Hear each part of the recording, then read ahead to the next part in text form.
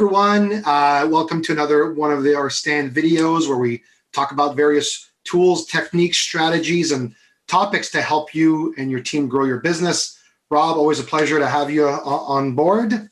Great being here. Yeah, and today our theme is really, what we're calling it is how our resources impact accountability. I think accountability is going to be a multi-series video that we're going to make, and it's a topic that comes up often with the companies and leaders that we work with. And sometimes it's one of those words that's hard to define. What is accountability? Does it mean getting stuff done? Does it mean, basically calling someone out when he or she may be behind? All of that really are, I guess, symptoms of bigger things that are missing. If we're behind on stuff and all of a sudden we have to hold each other accountable by what I would call babysitting each other, I think we're missing something bigger if that's where we end up as leaders. So we really want to create an environment where we hold each other accountable in a much broader sense. We'll kind of talk about that today, particularly when it comes to resource truth. So let's start with defining what is resource truth or resource management. So from our perspective, it's really people, time, and money. Maybe talk a little about that, Rob, your perspective on resource truth when it comes to those three elements. Thanks, Pascal. When it comes to resource truth, and I know it could sound similar to resource management, what I like a little bit more about resource truth is not just the importance, of course, of being able to plan out our resources, which is critical once we have a strategy, but we've got to now dig deeper because we know once we start to, deploy resources, could be people, it could be a machine, who knows what it could be. At that point, there's no doubt that there's always changes going on. Markets are moving. Some resources could be machinery aren't working the way they could be. Maybe we didn't hire the person we said we would hire that was going to lead that new initiative for the new product launch. All these things are happening in real time. They're happening extremely quickly too. And it's not as though everybody on our team does not have a lot to do. We're all quite packed. So our job as leaders is to take a step back and say, okay, to be able to make sure I can meet that strategy, I've got to first think about my own department for sure. I'm accountable to that.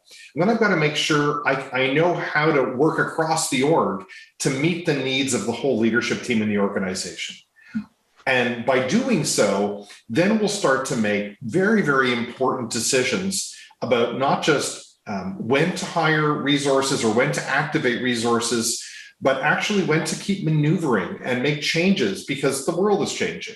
So I don't know if that helps a little bit, but we have that dual role, that responsibility at the top of the business to be able to think very holistically. I've got to think about my area, but I must think across the org. And I'm expecting the other leaders to do the same. And it's why it's one of our three circles in our growth alignment model. It deserves that kind of weight in the holistic strategic sense of the business. So it's important to understand what that means besides just, I have people, time, and money to manage. I know that, but has a much bigger impact if not taken seriously.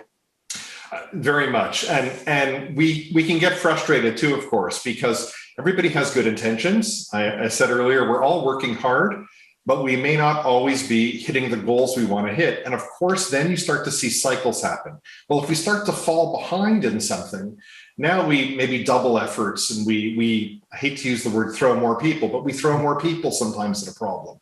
Right. Or we really try and we move out shipping dates or due dates for certain things. That creates this whole other pressure now. Now we're working under a very different microscope. So it's very important for the team to get back and not just look at the individual issues, which are always critical. Like if a customer is not receiving what they expect, of course we have to fix that. But the resource truth part, not the management part, the truth is, why is that happening?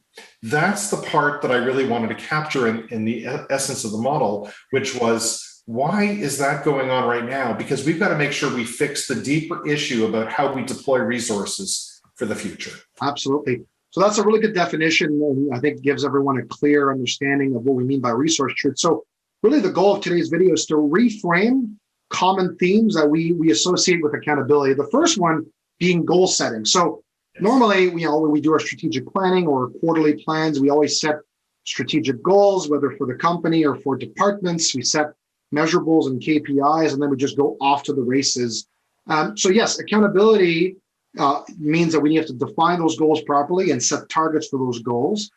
But let's reframe that a bit and what we like to call prioritization of goals. It's not just about setting goals, it's about setting priorities, because only through the prioritization of these goals can we better manage those resources that we talked about. So let's talk a bit more about that. How important is prioritization, and how do we go about doing that? Because it does require difficult choices. It does. So, Pascal, we often talk about this. None of us suffer from bad ideas. We have a lot of good ideas. And I'd like to believe, as our leadership teams grow and develop, we're in that strategic mode when we need to be. But comes a time when we have to say, okay, based on all those great ideas and where the markets are going and the impact we want to have, these are the choices we're making. So if those choices are first front-facing in the market, which they need to be, now, how do we make sure all the other departments are aligned? I know and in that statement, there's a lot of, you could make a lot of assumptions, and I want to take away as many assumptions as possible. So we use something called a strategy deployment document. Another name could be a priority job description. And that basically is over a period of time that you're going to track, could be 3 months, could be 1 month. You could even set the overall one for a year and then break it into smaller chunks. Mm-hmm. But the point is, agree on a period that you're going to track. Leadership team, could be 4 or 5 members on that team. Everybody basically coming with their accountabilities. I'm going to work on these 3 or 4 things. This is, first of all, my priority where I'm going to work on them. This is the help I'm going to require from others across the org. Very important, because we need to be accountable to each other, and we need to be available to each other. Typically, most things in businesses today, most processes, they don't just get solved with one function. They are very cross-functional. Ask any client about the needs they have, and it's typically, we've got to talk to operations and sales and IT and you name it to be able to meet their needs. So internally, we've got to plan that way. And then finally, what are the KPIs for that very short period of time?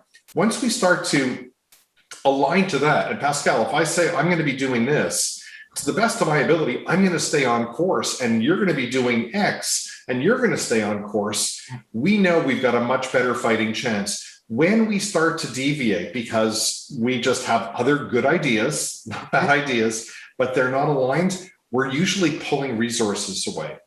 We are taking away from that which we already agreed to. And that's when we get into problems about not meeting our goals, not meeting our outcomes. And again, this whole theme of today's video is around reframes. And I think if there's one takeaway here for people, is not to reframe the accountability as being, hey, Rob, did you do what you said you were going to do, versus, hey, Rob, are you working on the priorities you committed to us? And vice versa. Am I working on the priorities that we've agreed upon that I committed to you? It's much easier to hold each other accountable to staying focused than to say, hey, did you do it, or did I do it? Which sounds a little more like micromanagement and babysitting. Right. In this case, it was we did make good assumptions about our strategy, and we probably made proper plans about how we were going to get it done. The balance, of course, is then saying, I'm going to do what it is I said I'm going to do. We know things pull us. Yes. But I really want to make sure we have that visibility to be able to see where we all are. And of course, end of the day, you can count on me. It doesn't mean I won't make mistakes. It doesn't mean I won't get pulled. But you know what? I'm going to do my best to verify. If I'm getting pulled a lot, if my team's getting pulled, I want to find out why, because this is the area for which we said we would deliver. And that's really the difference, I think, in resource truth. We don't often go back and look at why it's happening. Why are we getting pulled? Let's solve the deeper issue. Absolutely. So I think it brings us to our next reframe, which, again, sometimes we set the goals, we hold each other accountable to that, and inevitably someone is going to get behind schedule. Sometimes the whole team, but sometimes a specific department or a specific individual.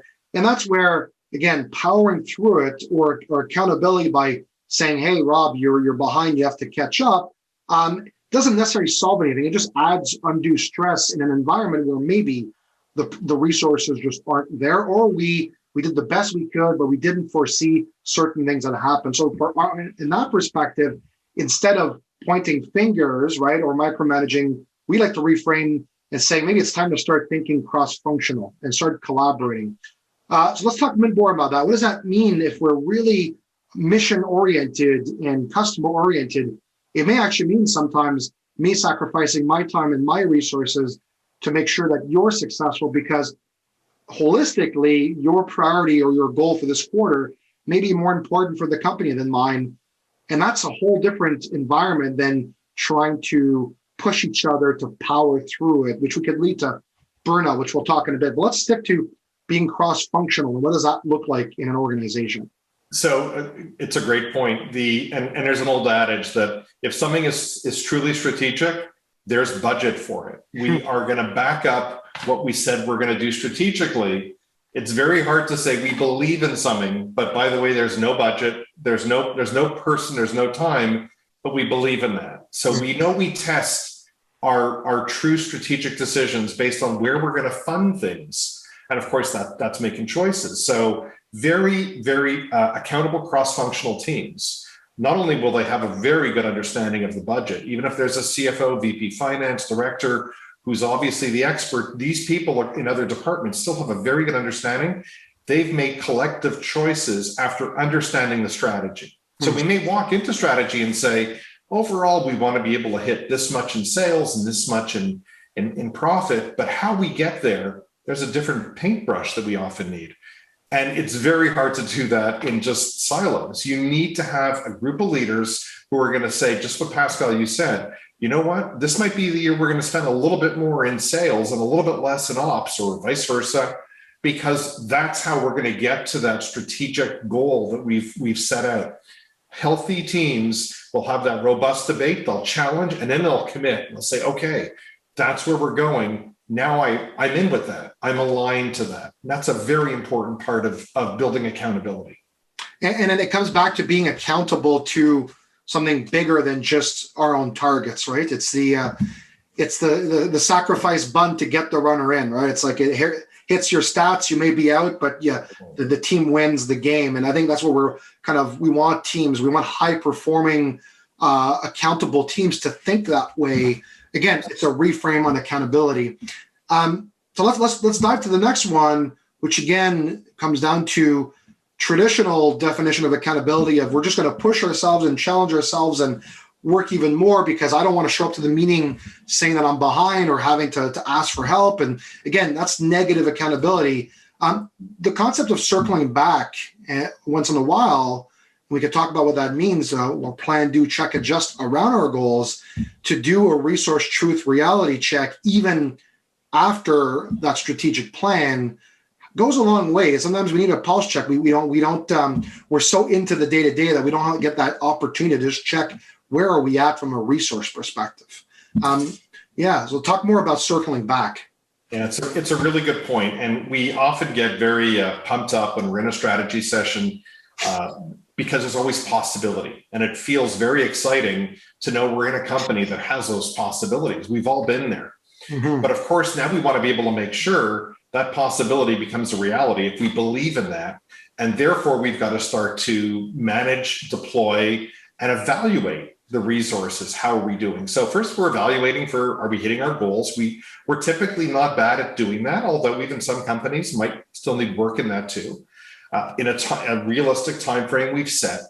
But we need to do a little bit more. And I think, to tell you the truth, I think we've learned a lot in this past year. It's now 2021 about what it could be like when you're out of balance. And it's very important to realize that, as is most companies, typically there's a few people that take on a little bit more of the workload than others. They are high performers. They perhaps have a little bit more knowledge of the industry, the company, you name it.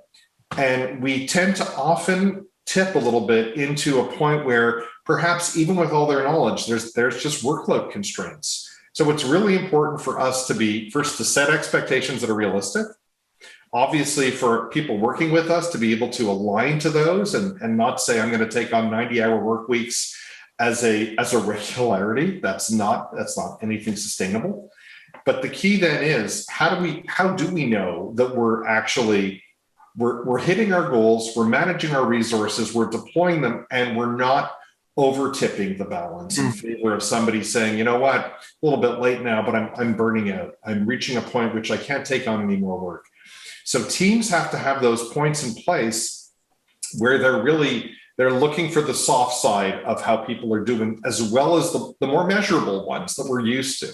Very important to build that into, especially cross-functional, because it's very easy for me as a leader in one function to talk to somebody in another who might be, they're not necessarily lateral, and there's a lot of work being given, and I'm not worrying about it because I'm not their direct manager. So that's why these teams have to be so in sync. Absolutely. And the final point to that, again, if we're accountable, again, that reframe of pushing ourselves to be accountable, aka getting the job done, right, which is the current way of most leaders think, versus being accountable to better managing our resources. The final one becomes being predictable and looking into the future. Yes. to look at what resources are we going to need. And that goes beyond the leadership team. That funnels all the way through the entire organization, throughout every department. So let's talk about the importance of that, of how to get a pulse on future needs versus reacting. Because when we react, that's when we just take on more. So predictability.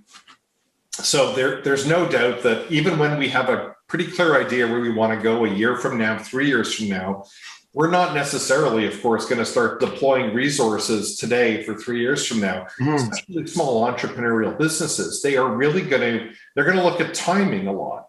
But there is certain tips and tricks that are really important that can save us a lot of heartache and probably a lot of time too, and I think money. And that is when you know you're going to be going into perhaps a new business venture, maybe a new product line, a new service offering, and you're probably going to need a little bit additional expertise or a little bit of a deeper bench. You always want to look at what investment can I make that can soften the blow so that we do hit the marketplace. Even if we haven't deployed every resource, we're actually very accountable to the ones that we've planned ahead to. So in other words, I really want to reduce what does often happen, which is let's just go get the sales and then we'll attain every resource after. It doesn't mean that can't work. What it does mean, though, is we want to increase the odds of success, and we want to do it in a fiscally responsible way. So let's take a look at some of the people that you may see on your bench that probably this may be the opportunity to build their skill set ahead of time. And all of a sudden, you are becoming a lot more proactive. It is a balancing act, but the resource planning ahead of time and that truth, something that's going to happen a year from now might need a lot of planning now.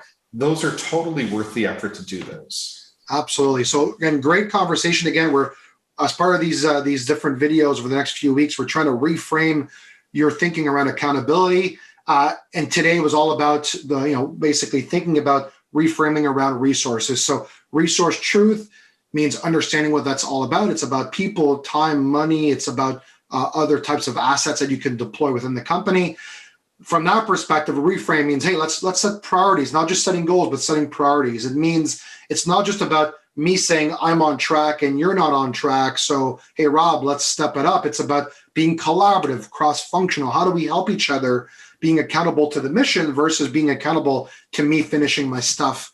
It's also about looking back at resources, saying, hey, let's sometimes take a pulse check on where everyone is at. Are we still, doing okay from a time perspective, from a stress perspective? Because again, it naturally, accountability means let's power through it to get it done. That's not necessarily sustainable. So being accountable to our people and to our resources means sometimes circling back and doing a check. And finally, being accountable to future resource needs is taking that time to align to the strategy and saying, what does our company need to look like and what resources do we need to make that future a reality? And if we do all of that, accountability becomes a lot easier versus this, such this difficult word and this, what I call, it creates a lot of tension the way we define it today. So we're just trying to help you leaders redefine and reset your mindset around accountability. So absolutely. Any final words around what we discussed?